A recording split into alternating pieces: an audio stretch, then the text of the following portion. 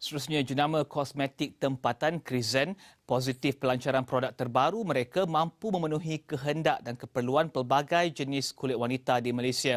Krizan Match Matte Serum Foundation bukan sahaja berperanan sebagai bedak asas tetapi juga berfungsi sebagai serum rawatan kulit. Krizan Match Matte Serum Foundation bukan sahaja berperanan sebagai bedak asas tetapi juga berfungsi sebagai serum rawatan kulit. Ia mempunyai 5 tona warna yang sesuai dengan kulit wanita di Malaysia. And especially those who have a very tan skin and also with warm base, right? They actually finding that actually it's quite difficult to find a correct color tones of the liquid foundations to match their skin.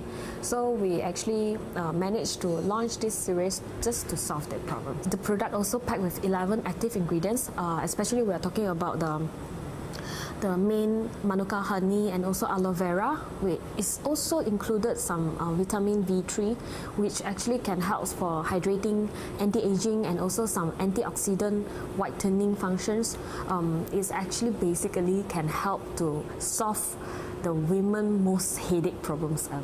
Mandy ditemui pada majlis pelancaran Krizan Match Matte Serum Foundation bertempat di Bukit Bintang City Centre minggu lalu.